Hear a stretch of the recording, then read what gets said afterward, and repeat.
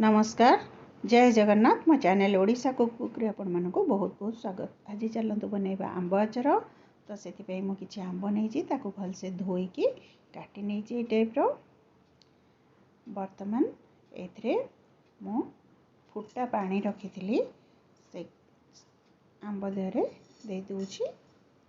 आपण चाहिले पानी फुटिला परे आंब सबको पकई पारे। मु किंतु एठी पानी फुटे देइथली सेथि एथरे अजाड़ नेली। वर्तमान मुझे गैस रे बसई नेबी।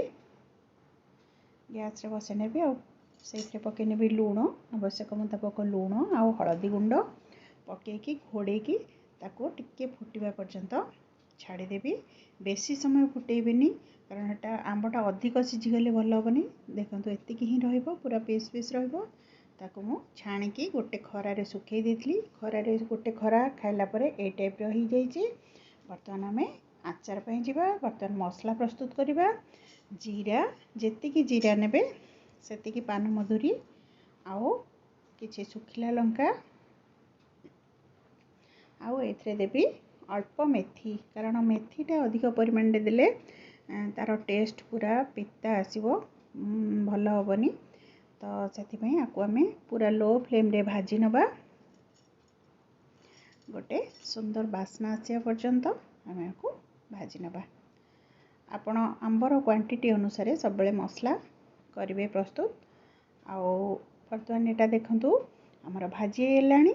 बर्तमान मु गैस रो फ्लेम को बंद कर देइछि। गैस रो फ्लेम को बंद कर सारा पर मुझे सोरिष ऐड कली। ये मु कला सोरिष ऐड करिछि।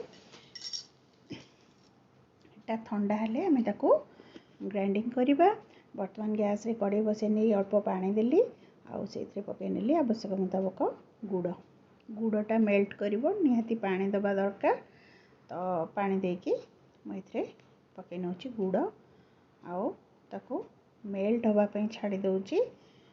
गुड़टा मेल्ट हो गला परे पानीटा मरीगला परे किंतु गुड़ पागटा बेसी टाइट पाग हेबनी। तो ये पकई नेली आमर आवश्यक मुताबक लुण आ हलदी गुंड आउ किछि काश्मीरी चिली कलर पाई।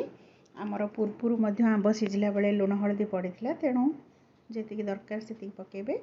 बर्तमान आमर एमती ही गुड़ पागटा हम से पकई नेली आंब को पकईकी आम या 5 ରୁ 7 मिनिट भल से गोलेबा जमती आंबटा गुड़ सहित भलसे पाग हम।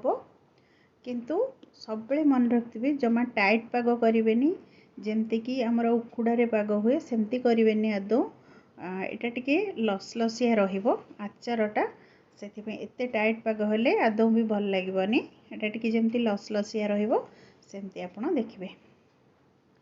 आकु आमे लो फ्लेम रे 5 ରୁ 7 मिनिट आंब को गुड़ सहित पाग करवा।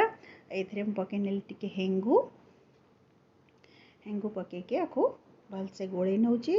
मो भिडियोटी आपण मानको जदि भल लगी लाइक शेयर निश्चिंत करेंगे। आ मो चैनल जदि आप नुआ अच्छा ताले सब्सक्राइब करने को आदौ भी भूलें। देखो ये मसला मु ग्राइंडिंग कर नहीं। एटा दरदरा रहिबो मसलाटा सेटा आचार खाइला बेले सबू टिके टिके तार दाना दाना आसीबो सेटा बहुत टेस्ट लागिबो। तो देखंतु एठी आंबटा भी गुड़ सहित आमर भलसे पाग हो आसलानी।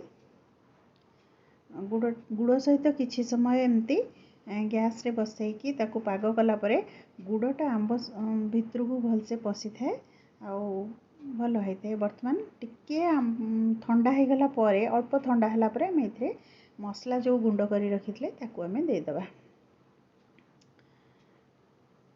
मसला को भी भलसे गोलेकी मिसई नबा सब बड़े जमती समान भाव रे लगी रहबो मसलाटा। तो मसला को आम एमती भलसे गोले नबा। देखंतु मोर ये आंब आचार रेसिपी आपण मानकु केमती लागिला कमेंट करी निश्चय जणाइबे। देखंतु वर्तमान ताकू थोईदेली आउ गोटे कड़े बसईकी गैस रे सेथरे पकई नेली सोरिष तेल। आ सोरिष तेल टिके गरम ही आसले सेथरे पकई नेली हेंगू आउ टिके हेंगू दे देइछि। आउ तेल टिके ठंडा होला परे वर्तमान मु एठी आचार रे दे देली तेल को देकी ताको मध्य हमें भल से गोले नबा जमती तेलटा सब आड़े लागिबो आंबरे। भलसे गोळेई नेला परे आमे ताकू बटलिंग करवा। बटलिंग कला परे आपण चाहिए ताकू टिके खरारे 3-4 दिन ताकू खरारे रखिबे। खरारे रखला परे आकू आपण रखी परिबे स्टोर करी, किंतु खरारे टिके निश्चय रखिबे। देखंतु वर्तमान मो बोतल रे सब पूरी नउची। एटा काचा बोतल रे मोर काचा बोतल रे टिके आचार रखिले बेसी भलो। तो वर्तमान देखंतु हमर पूरा बटलिंग हो जाइए। तो रेडी हो गला हमर आंब आचार। आपण मानको मो वीडियो केमती लागिला कमेंट करी निश्चय जनइबे। जय हो जय जय।